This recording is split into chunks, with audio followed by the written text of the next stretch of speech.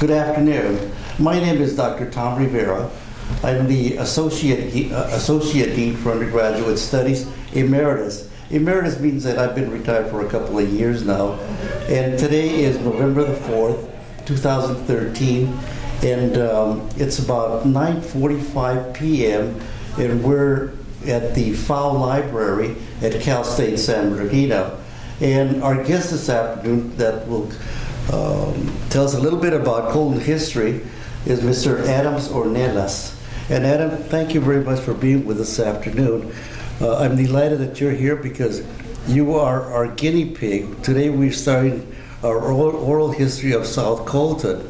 So why don't we just get started? Adam Ornelas again. Adam, tell us about your parents. Where did they come from? When did they come to Colton? And where did they establish? Where did they establish their? Well, my mother was, and her family was the first one to come. Her three brothers and herself, my grandmother. Her father had passed away, and they came from a little town called Pitterville, Arizona, in the year 1920. The reason for my grandmother coming there was the fact that she had a brother there. And I think after she had after her, like I say, her husband passed away, she had three boys from a previous marriage, so there was 7 of them. So they decided to come to Colton, and that's where they settled in Colton, but she had their brother there. My father came from a little town called Teocaltiche, Jalisco, and he came into Colton in 1927. And they met there. My grandmother was a lot of women. They had to make money and somehow, and my grandmother was a bootlegger. So my dad, he went to have some beer, I guess, and that's how he met my mom. But they were married in 1930 there in Colton at the San Salvador Church. And when my dad got to Colton, he opened up his barbershop with another gentleman named Jesus Llamas. And at that point in time, the barber laws were not in effect until I think in 1928. That's when the barber laws came into effect in the state of California. You were required to have a license. So my father barbered there up to the time that my mom and him were married. And it's kind of interesting, they didn't live in Colton right off the bat. They moved to La Habra. And the reason they moved to La Habra, they were getting 5 cents more for a haircut over there than they were in Colton. How much were they getting in Colton? I have no idea. Must have been 15 cents. But anyway, maybe in La Habra they were getting 20. So they moved over there. They lived there for 2 years. And then they came back and they bought the home where I was born, and they lived there until my father passed away, and then my mother moved away, and then of course the house is still standing there. There was 7 of us. It was 4 girls and 3 boys. I was born between the 4 girls. Ida's my oldest sister, Belia is the second one, Ed was the third, and Alice the second, the fourth one, I'm sorry, and my brother Herb and my brother Edmund, and Edmund died 2 years ago this month. Like I say, once they got back, they bought the house, and my dad bought the shop right next to the house. So he actually had the barber shop right next to the house. So we continued living there all the time, like I say, growing up and going to school. And my dad was quite involved in the community. He belonged to the Progresista, and like I say, all those years. Adam, what is a Progresistas? It was like a social club. At that point in time, there was not too many places for the Mexican people to get together and socialize. And I think for the most part, they started these different, there was the Progresista, the Trabajadores Unidos, and all those kind of programs or clubs. And in time, it became an insurance. It was a death benefit that they started. So that was basically for the most part, I think what started these social clubs, and they would have meetings and they would have the dances and that kind of stuff. And that was a way for those people to get together, because there wasn't too many places the Mexican community would go to in those days anyway. Why was that, Adam? Well, the discrimination, I think they were not allowed to, enter establishments that was basically for the white people. So they formed their own little groups. And in time this grew, because all of a sudden you had all different communities started having these organizations. And my father became quite involved with it. And then over the course of time, as you know, Tom, they used to have the the fiestas in September for the celebration, independence and all that. And they did that. And I think that's what started the camaraderie that they had. And I think that's one of the things that I remember more than anything else about my father was that you have to understand the financial part of their lives were centered in the little larger communities like Colton and San Bernardino. And so the people that worked in the industries like the cement plant at Crestmore and Colton there, the railroad, it's interesting how everything makes a cycle. Back in those days, the banks closed half a day. And I remember so well, the women would come on Saturday morning, go to the bank, cash your checks, and they would drop off the men in my dad's shop. And that's where they all met. It was so interesting. I was just a little boy, and the place was full of people. And that's where they got to meet each other. They didn't see each other during the week because they were busy with their families, whatnot. And they would come there and they'd spend all day, on drinking and having a good time. And then the women would get done their shopping and come over and pick them up and send them home. I actually saw my dad give a guy 2 shaves one time. He got shaved in the morning and then shaved before he left. Went back home, But anyway, did you make any money while they were there? Well, yeah, because I shined shoes. And I got to know these people, and the camaraderie was great. It was fantastic. So you had a strong bond. They had a bond amongst them. They had all come about the same time. I think my father had come in the early 20s there, mid-20s, to find work to better themselves from Mexico for the most part. And they found jobs and they started families, and that all grew, They started buying automobiles and whatnot, And it's interesting, over the course of time, as I got older, of course, and then I went to work on as a barber myself. Those businesses in Colton were smart enough to understand that the only way they were going to survive, especially if they had the Mexican trade, it's interesting, they offered them credit. And once they offered them credit, it was a great way for them to make money, but also for the people to continue having the kind of life that they were looking for, They weren't making that kind of money back then. So you had credit for just about everything yeah, that you wanted to buy. sure, absolutely, yes. And so the stores that we had there, Hellman's, Willett's, Brill's, all these companies that provided goods for the family. Now these stores were in North Colton. Tell me about, what was the border between North Colton and South Colton? Well, the railroad, basically, was the one that divided the two, the north and the south. So for the most part, most of the Mexican people, they lived in the south end of town, of course. We basically were not really welcome in that north part of town. And was there ever a curfew that you couldn't be past the railroad tracks? I vaguely remember, yes. There was, and we pretty much stayed away from there. I think we stayed within our own little confinement of our community, What about being able to attend the movie shows or things like that? We did. Like I say, I don't remember any discrimination there. Of course, they were interested in making money too. I think in time, and it's interesting too, the old hub city, in time, and I'm going to say, I don't remember the year, but they started showing Mexican movies. The hub city was the movie theater. Yeah. Okay. And I remember the gentleman that I was already working in Colton at the time in 1959, and I remember him. Myers was his name, and he came, and he made a remark to the owner of the shop that he had never made so much money because he was showing Mexican movies. Mm-hmm. Mm-hmm. So he was doing quite well. A lot of people were. The only other theater was in San Bernardino. They showed, remember the Azteca? They showed the Mexican movies. So when this man decided to show Mexican movies, he did quite well. His name was Myers. I remember that. Now getting back to South Colton, your dad had the barber shop. Mm-hmm. Did he also have another business? Yes, he did. Between the shop and the house, there was another building there, and he bought it for taxes, and it became a restaurant. It was called Las Palmas. And over the course of time, as I growing up, my dad rented it to different people, and they ran the restaurant all that time. And when I was in high school, the last tenant had come in and left, and then my mother decided, well, let's give it a shot. So for 2 years we ran between my mother and my sisters, we all worked at the restaurant, up to the time that we finally closed it and tore the building down. But it was a good experience. I don't think I'd ever want to be in the restaurant business, but like I say, my mother said that's enough.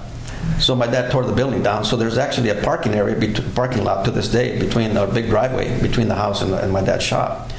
And in 1961 or 62, somewhere in there, my dad tore his shop down and built a brand new shop out of concrete block. So he had a nice building there, and it's there still to this day. And in fact, our house is the only one left on that whole block. We were actually the only house that was on that particular block. The other businesses that were there, the people lived in the businesses or lived in the back of the businesses. But our house was actually the only house on that block. And like I say, it's still standing there to this day.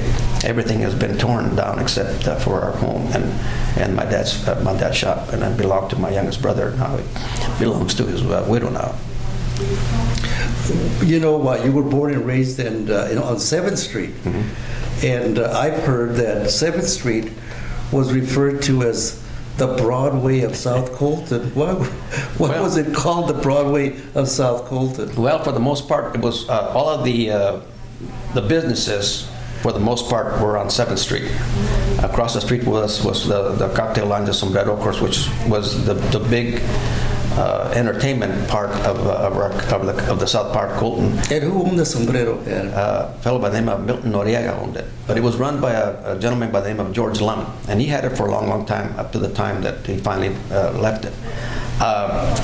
We had the Bolero, the Tampico, next to my dad. Well, we had the restaurant. Then next to that was another restaurant called the Mexicali Rose. There was another beer and wine that belonged to Johnny Anton. We called him Chispas. Next to us was the two-story building that belonged to the Caldera family. They had a tortilla factory in there. They had a hall up in the second floor that was used by the American Legion, by the Fidel Hernandez Post. Which post was that? Fidel Hernandez. And then next to that was... who was Fidel Hernandez, do you know? I think he was killed in the Second World War. Okay. I think. Okay. I'm not 100% sure. All right. And then on the corner was the Tucker building, which was run by Tucker. And then across the street was the Martinez Bakery. Down the street was Sarape. And then the Tomidoka was one of the... That was it before I was. And then there was right kitty corner from that was the church. And across the street from the church, you remember when we used to hang Judas, and there was a building there. Now, who was Judas? Judas. Judas. What was the activity from the church? That was during Easter Sunday. The Father Valencia would have this mannequin made out of paper mache and had it shipped, I guess, from Mexico, full of fireworks. And after the Mass, the Sunday Mass, they would run a rope across the street to the building across the street, and they would hang him. And of course, they play the music and then light him up and. To the tower, they hang between the building and the tower of the church. Right, and that's interesting. That building, my mother told me one time that my grandmother had a pool hall in there. But anyway, they would light him up, and then after they blew him up in the middle of the street, we all went home and had an Easter dinner. I remember those times because Father Valencia would go around with a little whip. And just make sure the kids didn't get close to that firework because it was blowing up pretty good. The thing stood about 7 foot tall. But anyway, it blew it up pretty good. But anyway, and then we had the next thing coming across the street. There was the Morales Market, and then coming down was a little store there called. Before we leave the Morales Market, if the camera can span the Colton book on my left, we have this book that was authored by. Mr. Sheffield, and then Adam mentioned the Morales Market. It's where the book is open. There's a picture of the Morales Market in that little book. So if the camera can span that, this was also part of the 7th Street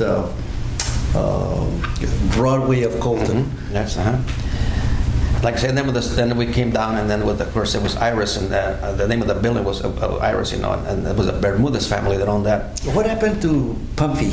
He's still around. Everybody. Pumpy was the son of the person that owned Iris. Mm-hmm. Yeah. Mm-hmm. They sold all kinds of little trinkets and whatnot, And then you come in south, and then the Sombrero, of course, was there. And then if you went to the Bolero, and that was the pool hall there belonged to Yamas, and another barbershop. That gentleman was the one that actually came to work with my father when they first opened up the barbershop in 1927. What about the tortilla factory that was next to the Martinez Market? Okay. By the Hernandez family? Okay, that was Lola's. There was a little bitty building there, great tortilla there, and it was there for a long, long time. And then at the end of the street was the Navarro Market. And then right after the war, and there was a little gas station also in the corner. And after the war, after the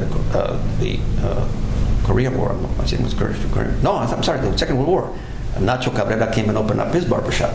That was on the corner of 7th and O. Well, no, he was actually on N Street then when he first came there. He had a barbershop right on the corner, and that building was owned by the gentleman that owned the two-story building next to us, with Mr. Juan Caldera. And anyway, Nacho eventually built the shop down the street there. So you had 3 barbershops. You had 4 bars. You had 5 markets.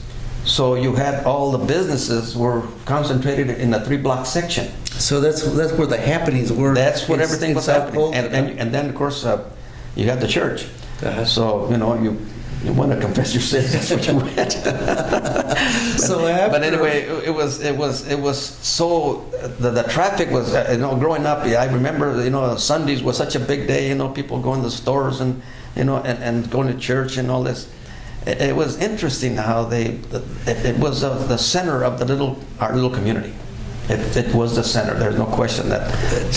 Did we have a hardware store in South Colton on 7th? Yes, we did. We had on 7th Street. There was the Murataya. He had a hardware store there. Yes, further south towards Wilson School. Yes, he had and then Chaitos at the gas station. And Chaito used to have a gas station. The best raspados. Had the best snow cones. I'm telling you that man. We'd go home. And for lunch, and my dad would give us a nickel, and we'd stop and get a snow cone for 5 cents. I'll never forget that.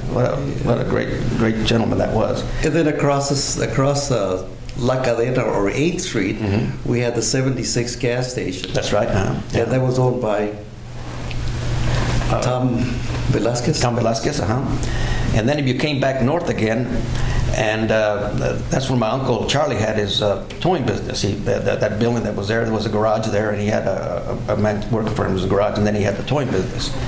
And my uncle lived to be 102, and he worked up into his high 90s before he finally closed the business down. But like I say, that was another one that did quite well. That building actually belonged to his brother, my Uncle Louis.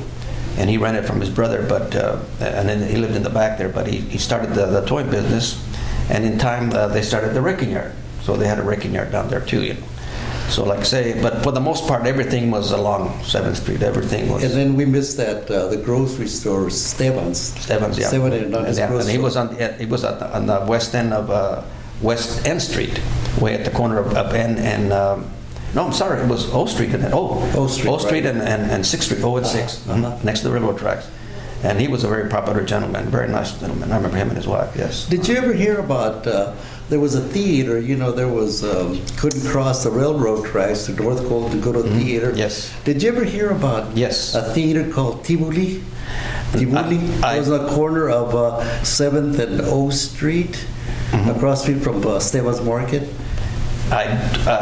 Tom, there's actually it's between N and O. There's a building there. There's some concrete still left there.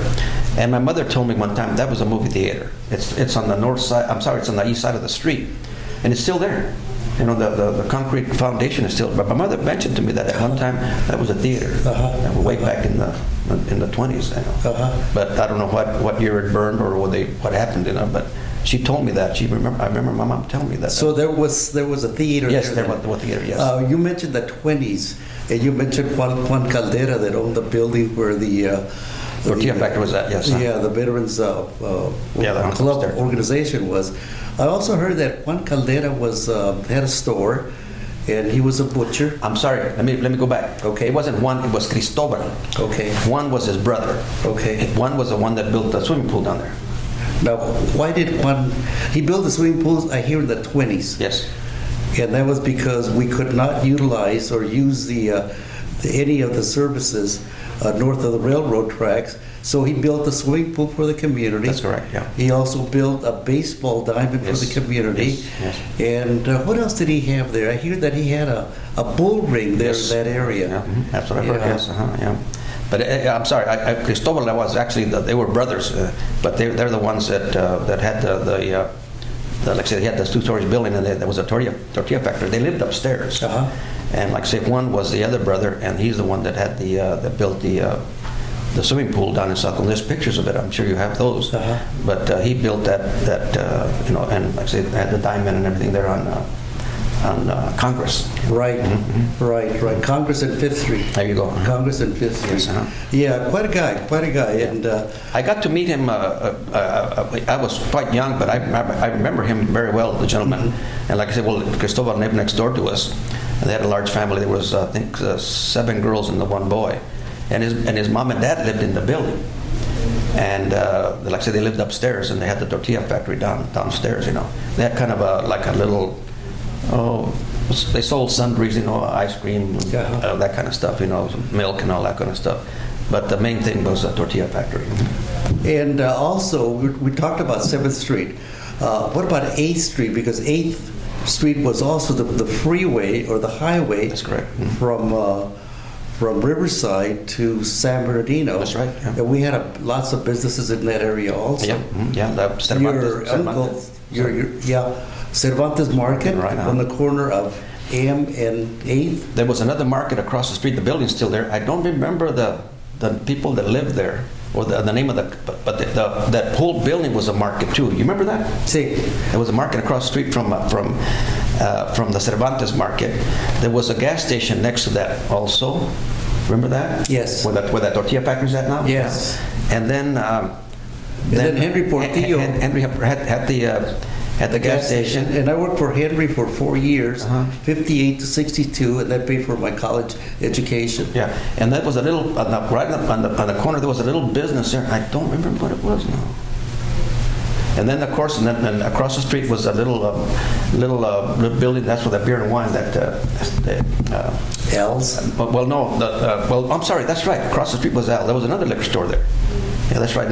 And the vacant lot next to would be south of the liquor store, Al's liquor store, was an old school that burnt down. I think that was a Garfield school that burnt down. It could have been. Like my mother went there to that school. My mother told me about it. But it burnt down way back when too, didn't it? Yes. Right, yeah. right. And like I said, that was on N Street. Right. Between the 7th and 8th. And then, like I say, we went a little bit, like I say, further south, and then was that building on the corner was a little beer and wine, and then my Uncle Charlie had his business there, Yeah. And then also on the corner, across the street from my uncle, was another building. Remember that? That belonged also to Milton. I think that was a restaurant at one time. Remember right there, where 8th Street makes a bend, right in that little. Yes. You remember that?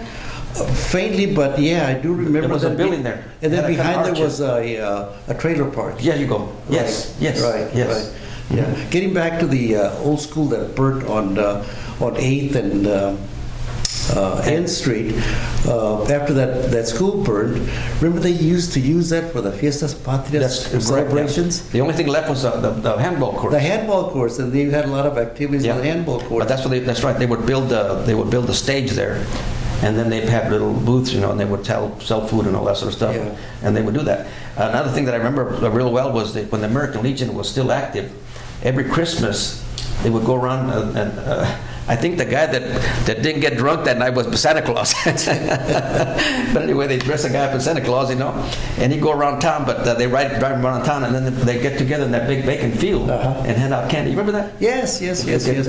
Stocking candy for all the kids there, About 500 kids would show up, and they'd be handing out these and also, along with the Fiestas Patrias that was utilized on that vacant lot, That's where the Mercury started playing in 1939, Oh, the wow. baseball team. Goodness, The yeah. Mercury started playing with Yeah, that baseball yeah. team. But that's another story. Tell us about your school experiences. I know that you and I went to Garfield Elementary Mm-hmm. School. Anyway, tell us about some of those experiences. Well, we started at Garfield. We went all the way because in the same grounds was the Garfield and the Wilson, which was the junior high. And when you just went across the lot there, and you were in junior high. In 1953 was the last year that the junior high existed. I graduated in that class. I was in the last graduating class of 1953. They centralized the junior high that fall. You went to that one, didn't you? I went to that Yeah, one. yeah. Yes. And we had two junior highs, the Roosevelt and the Wilson. And I think for the most part, that was kind of the beginning of the desegregation, I guess. Well, the And- Roosevelt was the North End Middle School, Right. Junior high school. Right. And Wilson was the South End Right. Junior high school. Right. Uh-huh. And like I say, in 1953, I was in that last graduating class. And then, like I say, the following fall is when everybody went to the one decentralized. And for the most part, they started tearing down the Garfield and made the junior high, the Wilson, into an elementary school, which it Right. still is to this day. But like I say, then I went up to high school, and I got out of high school in 1957. I was very fortunate. I got a scholarship from the Vidal Hernandez Post, and that's how I went to barber school. And that was in, like, I finished in 1950, the last part of 58.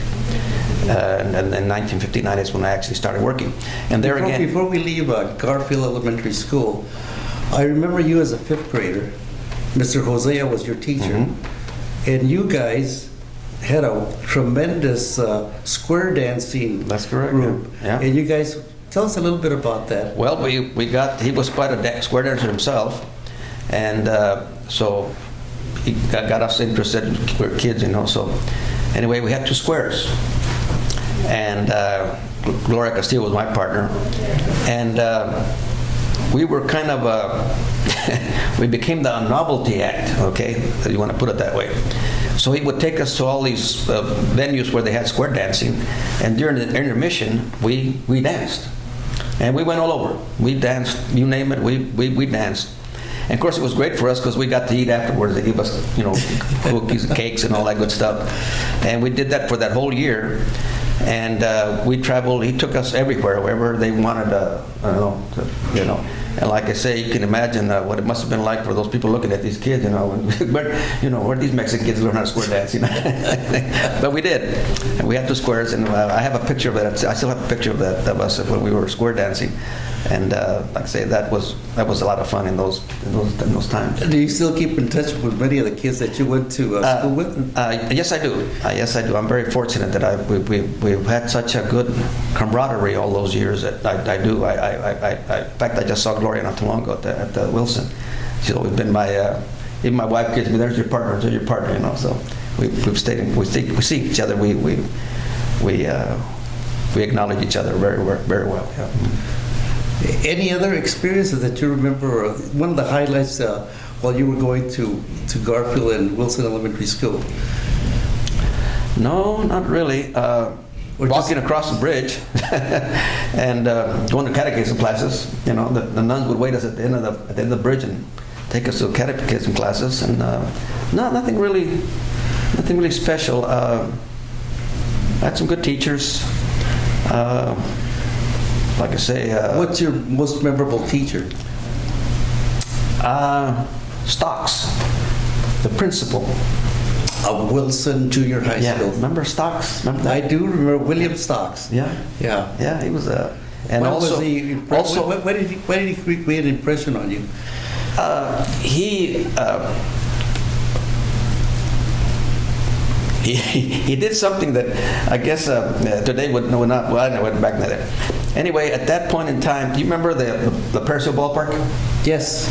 They used to have I forgot what team used to come. Was the what team was it that used to come there and have their spring training? Anyway, the Cleveland Indians of all teams. The Cleveland Indians were coming to play this particular team. I don't remember what that team was. And he was a baseball fan. And so he got up, I forgot how many, there was 5 or 6 of us. He got us all together. He says, guys, he says, the Cleveland Indians are coming to town. And I want to go see them. It was middle of the week. And he says, get a note from your parents. We're going to take a field trip. So he snuck us out of class, and we went to see a baseball game the middle of the week in Paris Hill. I'll never forget that. You know, and I mean, that was a field trip anyway. And I got to, believe it or not, I got to see Bob Lemon. Some of these guys were. I mean, Did you see Bobby Avila, second baseman? For the team? I think they might have been there. Like say, they were. We were walking out, and they were all walking out of after the game. Oh, that was Washington. She was what was the other team? I can't think of the team now. But anyway, we were all walking. The game ended. We were all walking to our car, and the ball players were walking amongst all of us. I didn't get an autograph, darn it. You know. But I'll never forget, at 15 cents, I think it was, or a quarter to go to the game. And he says, get a quarter from your parents, and we're going to go on a field trip. And we went all right. Went to watch a game, a baseball game. Well, I remember Mr. Stocks, the last year class that graduated that June, and Cisco, Valencia, Ray lived on 5th Street, Castillo, and a couple of other people. They on graduation night, Stocks had a 49 Ford, 2-door, powder blue was the color of the car, and the guys flattened all his tires on graduation night. I don't remember that. And the next day, I guess they were caught or somebody squealed on them, but the next day, all of them were pumping the tires back on Mr. Stock. So I remember that. And I mentioned that to Cisco just the other day. He remembers? He remembers. But that was one of the adventures that they had. I don't remember him. But I remember the gentleman very, very well. Like I say, he was a real nice fellow. He was a principal, and like I say, at the junior high. And like I say, once we graduated, went up to high school, I never saw him again. Now, when did you start your business? I actually started my own business in 1967. You said you went to barber school after high school? Yes, I did. Well, I actually worked in construction for about a year. I applied for it, but they didn't have an opening. The barber school was in San Bernardino. I had to wait till there was an opening. And I did some construction work for a short time, worked out of the laborers union. And then, like I say, when they finally called me, and I started school, it was a little over 6 months. And I worked part-time in Riverside, and then I got a full-time job there at the Anderson Hotel. And that was quite an experience working downtown. Downtown Colton? Downtown Colton. The Anderson Hotel Anderson was Hotel. the place to... Yeah, like I say, I worked there a little over 8 years, and they started the redevelopment there. And if you remember right, there was the 2 bank buildings, kitty corner from next door, across the street from each other, and there was the Anderson Hotel, and then right across the street was another business, was the dime store there, and there was a hotel up also on the 2nd floor. That's where Brill had his shoe store. That's where the old drugstore was at. Remember the old drugstore was there, And like I say, in 1963, I think it was, when they started the redevelopment, they tore the buildings across the street, and that's where Stater Brothers is at now. And then the building I worked in was next, and that was torn down in 1964. And then we moved up the street there, and then I worked there for about a year and a half, and that's when I left, and then I started my own business. But that was the kind of the beginning of the end for the downtown area of Colton, when they started tearing all those buildings down. And that was, it was kind of a tragic, that it's too bad they didn't, they were nice buildings, but maybe they just felt that that they needed something different, and it never materialized. So you started your own business back in 1967. 67, and you're still working. Still got it, yeah. And your shop today is? It's right there in High Grove. It's on. I've moved 3 times, and now I own my own business. But like I say, I started there in 1967, and there it is, 46 years later. I'm still there. It's been good. My community's been very good to me. I have no qualms. I've lived there since 1961. We built our home there, my wife and I. We've lived there. We raised 2 kids, Michael and Felicia. When did you get married? How did you meet your wife? I met her at a dance at the At the American Legion, I'll be of darned. all places. Of Colton? Of The Colton, Colton yeah. American Legion? Yeah, the 155. I met her at the dance. And we dated for 5 years until I was got out of school and took my exam. I had to. In those days, you took an exam and then you served an 18-month apprenticeship. Then you went back and got your master barber's license. And like I say, then right after that, I waited about a year. Like I say, 2 years actually, and then we were married and built our home there in High Grove. Children? 2 kids, just Felicia and Michael, like I say. And How about grandkids? 7 grandkids and 5 great-grandchildren now. Ooh, Adam. Yep. You're going to be busy for a long time. Well, I don't know. Yeah. But it's been good. I have no complaints. You mentioned work. You mentioned employment for people. Back then, we were having lots of activity on 7th Street, where did most of the folks that lived in South Colton work? We had, of course, 1890 brought the railroads to Colton, so I guess we had a lot of railroad workers. Yes, yeah. The cement plants. Yeah. The Colton, Crestmore, the PFE yards. The PFE yards were Pacific Fruit Express. Yeah. Repaired the boxcars, and they're. But they were I think they were the biggest ones. I think at that time, like I say when I think the people that were coming, like my father, and finding work here and there, and I'm sure they could, they picked oranges. A lot of citrus was going citrus was a big thing also. Citrus was starting to get real big there, like in our community. We had a lot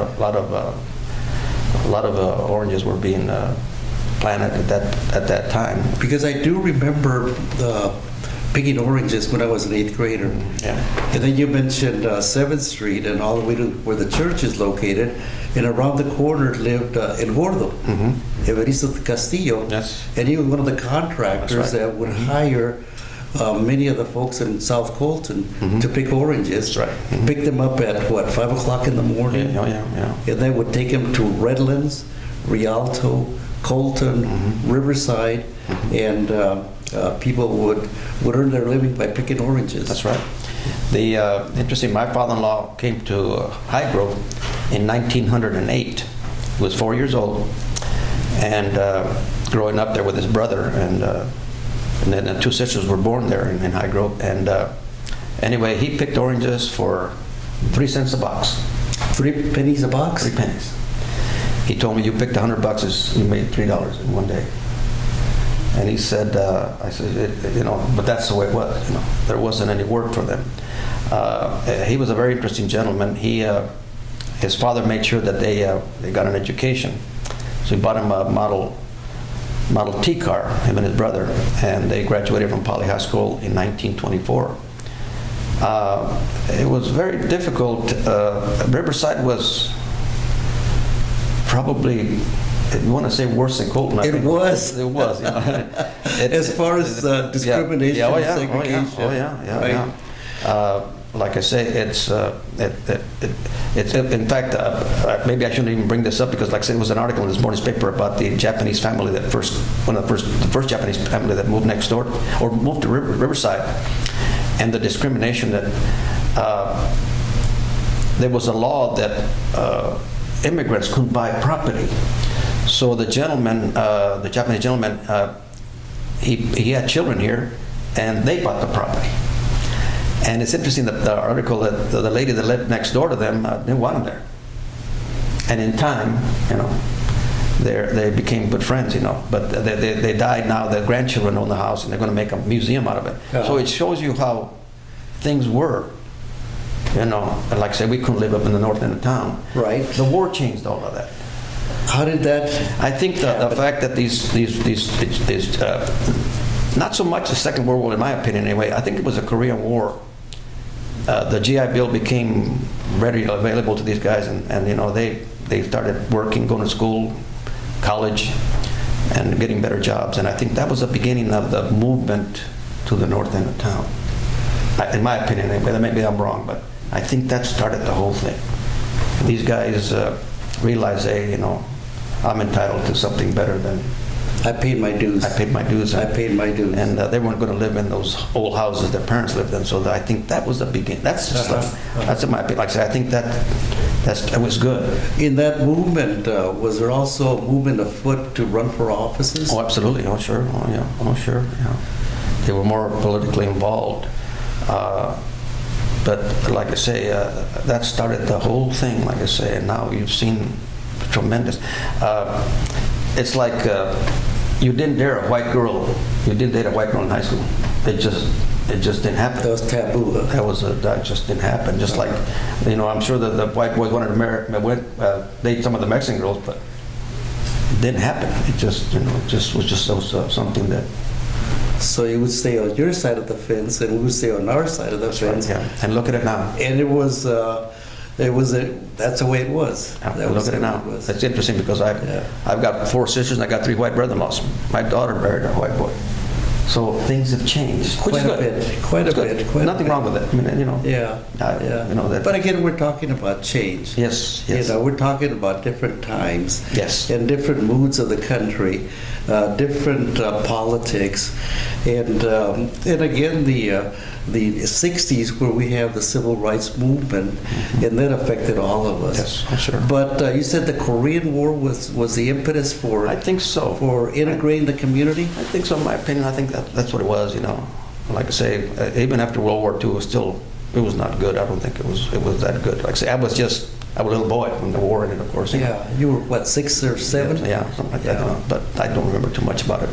But I do remember. I mentioned this. I'll show you how things have changed. And I mentioned it to you when you were there the other day. How things were.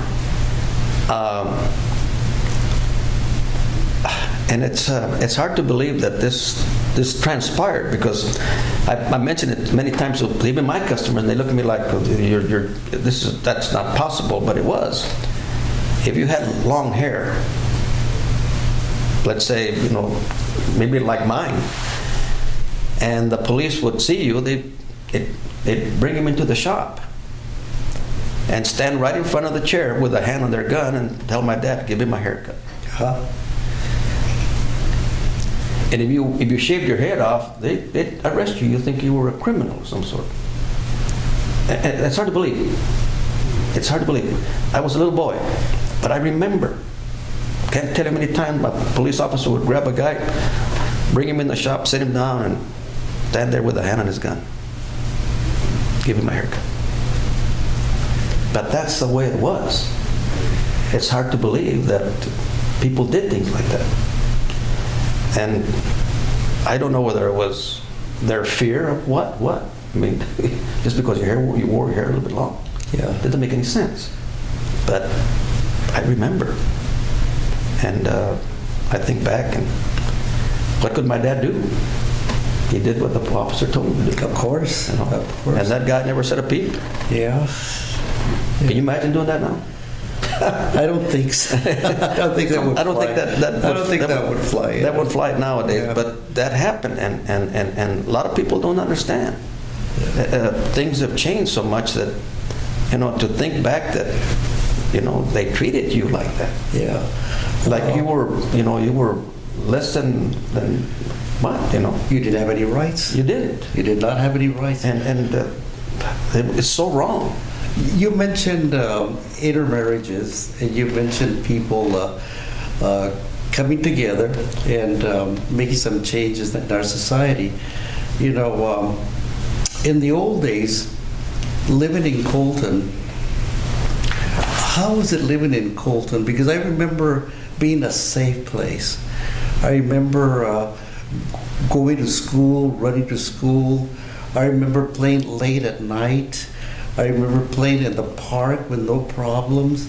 I saw it as, well, everybody seemed to take care of you. It was such a small community that everybody knew each other, and everybody was related to one another. And I would imagine, like all the other communities in our country, things are different now. Oh yeah. there was a lot of respect. The people had a common bond. There was, I don't think there was any, especially, growing up, we like to say, we knew each other, we'd spend up the night playing ball or whatever it was, run the streets, and whatnot. There was a few, having those bars next to our house, well, there was always some kind of a disturbance there, but like I say, I remember, going back to what I said about my father with all these people there at the shop. The place would be packed, these guys hadn't seen each other, for several weeks or a month or whatever it was, and they'd sit there and you could have them laughing and reminiscing and whatnot. And that was that camaraderie, I think, that bond that these people had. And I think that's what the big thing, we learned respect. You and I and all of us kids, we respected one another. And I think that's what made it such a unique little community. And interesting, here we had the South Colton, we had all the Mexican kids in South Colton and the white kids in North End. And I remember when we went to high school, it was a new experience for us, because yes, we weren't around these people. And it's interesting. We made friends that are friends to this day, very good friends. There was a few little, incidents, but I think we were kind of curious with each other. What made you tick, what made me tick, And probably my best friend is a white gentleman, and but we became so close to this day, And like I said, we have our class reunions, and it was neat. And it's funny because this gentleman sitting here taking these movies, I did not know a black gentleman until I was a junior in high school. A junior in high school. Isn't that something? It's incredible that we lived in that community and we had no people of color, right? Right. Isn't that interesting? Yeah. So when they got there, I made a point of getting to know them. There were two brother and sister, and there were three of them. And after a while, they were like any different than you and I. Mm-hmm. Different color. Yeah. But what? We're human beings, for God's sake. Yeah. No? Isn't that interesting? Well, but yeah. There again, like I say, you haven't crossed that threshold of that person because he's got a different color. But after a while, we're all alike. We're not any. What's so different about us?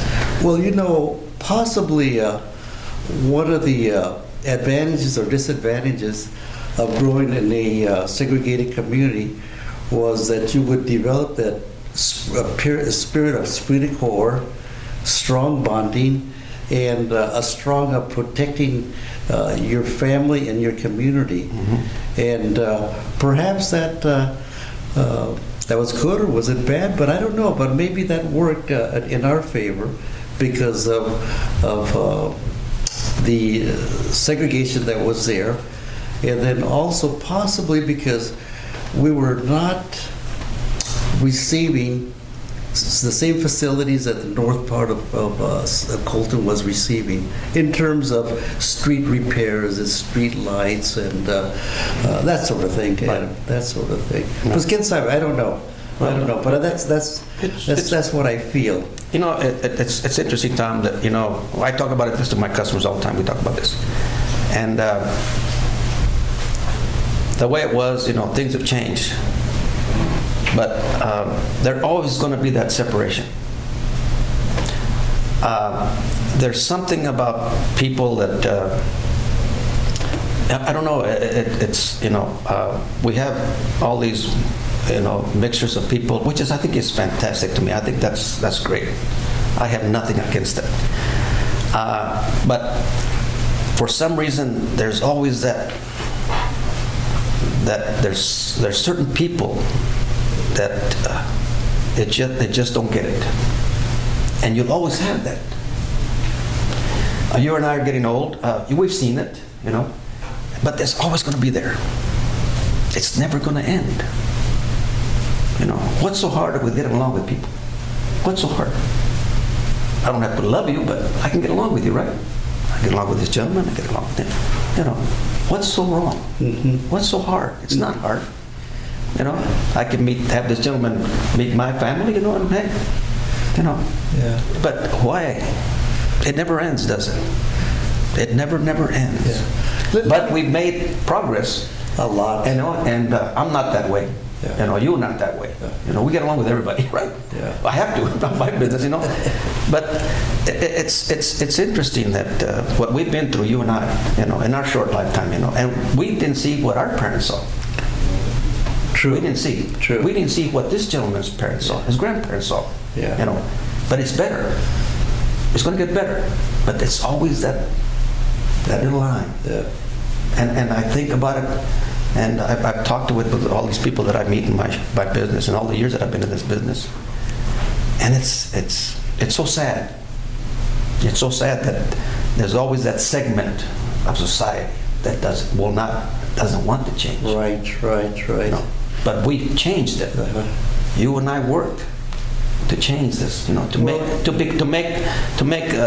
not only for ourselves but for our communities.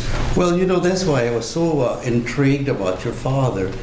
Your father being a community activist and using his business to bring in people to discuss issues, to organize and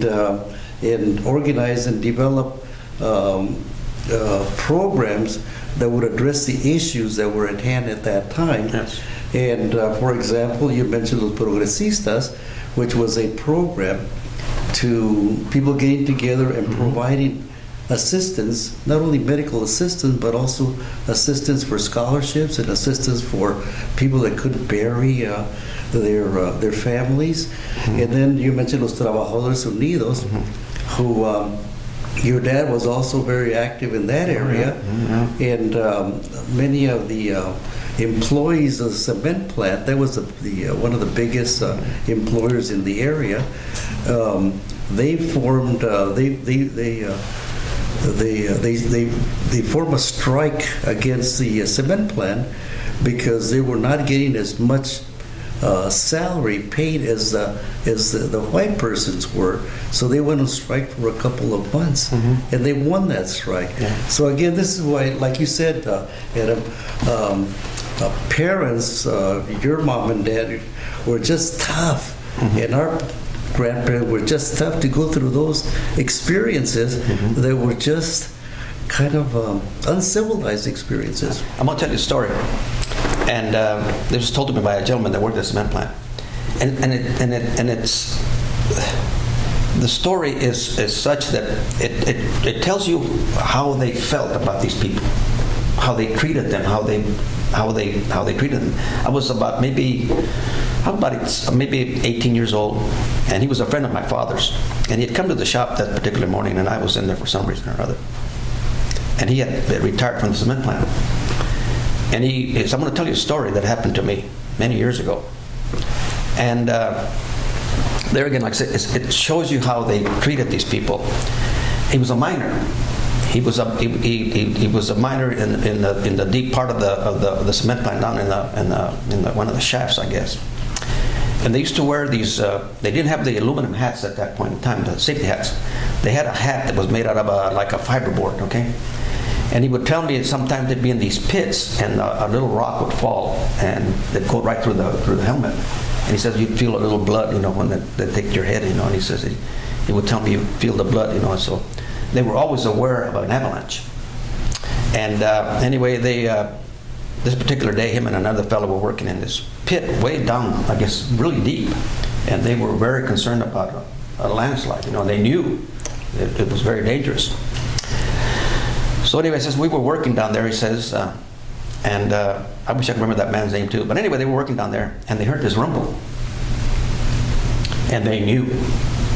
And he started running to get away from all this avalanche.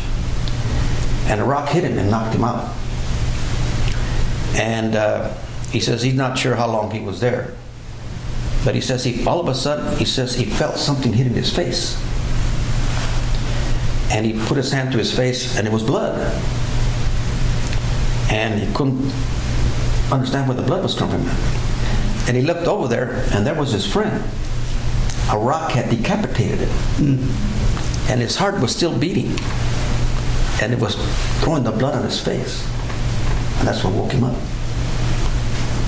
And he said, of course, he was dead. He says he picked him up. He was a big gentleman. He said, I picked him up, and I carried him all the way to the front office. And I put him down, and they looked at him, and he told me to take the rest of the day off. Take the rest of the day off. So Life was not worth too much then. when he told me that story, I sat there and I looked at that and this. Yeah. But like, Well, fortunately, we've come a long way. we have it.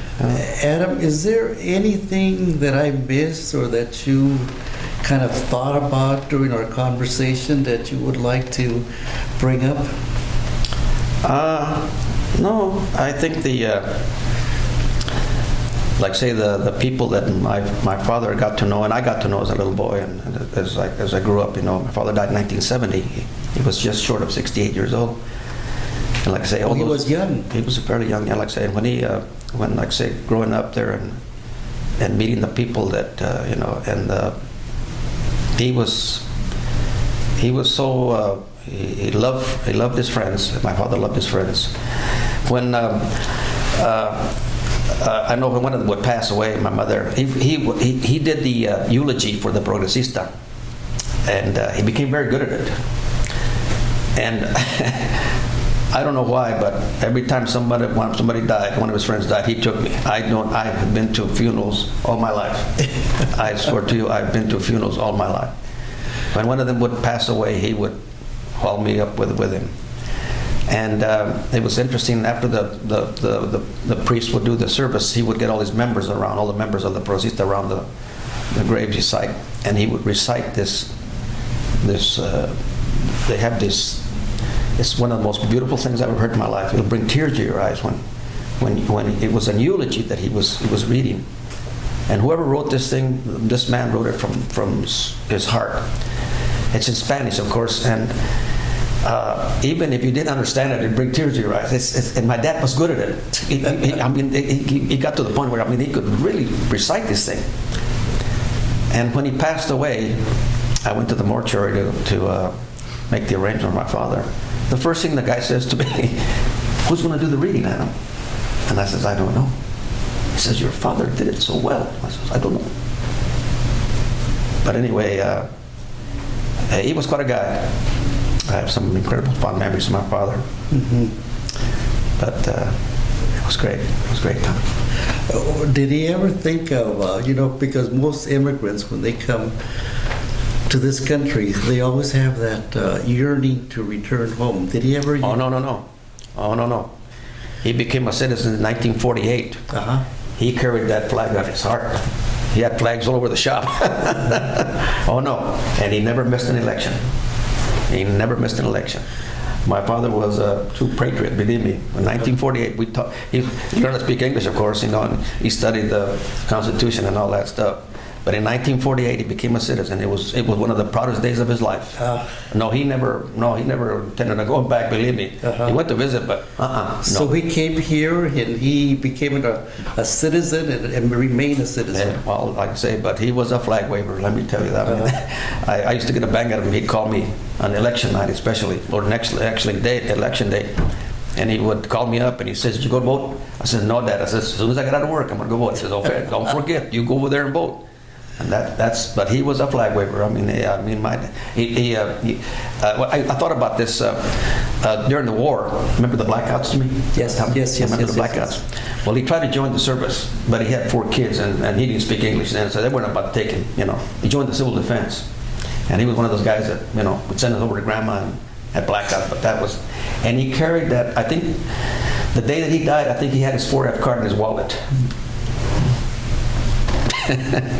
But he had his four. I mean, but he wanted to join the service. He wanted to go join the army, go fight, But no, you got 4 kids. You can't even speak English. No, we're not going to take it. But like I say, he was so proud when he became a citizen. I'll never forget that.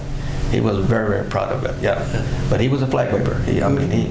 This was his country, not where he come from. No. Were there others in the community that felt like him? I'm sure. That Oh, God, came yes. to Oh, this? yes. Oh, sure. Oh, sure. Oh, Yeah. yeah. Whether they became citizens or not, I don't know. But It was that feeling of being part of this country and participating in this country. Oh, yeah. Well, like I say, this was his country. I mean, this was this land. He was born over there, but this was his. So, Yeah. but that was. I'll never forget that. Like I say, when he came home, and he was so proud that he had he got his citizenship papers. Very, very proud. Very good. Adam, thank you so much for being with us this afternoon. As I mentioned at the opening of this conversation, you are our first guinea pig on this oral history of Colton, California. And well, I'm sure there's a lot of people that know a lot more than I do, believe me. Well, like I say, I just happen to be born in the middle of all the barullo, where all the activities were going on, the Broadway of South Colton. The music. I used to sit on the block wall fence that we have in front of the house, and I'd wait for them to open the door so I could hear the bands playing. They had some great bands there. Well, were they swing bands? Oh, they were everything. You name it. Back in those days, it was mostly swing, but. Great bands in there. You remember that? I built great bands, but I don't wait for them to open the door so I could hear the music. Bettis Bravo. All of them guys that come in there. Oh, but those days are gone. Well, thank you so much. Truly Okay, Tommy. appreciate it. Truly appreciate you being with us this afternoon. Yeah.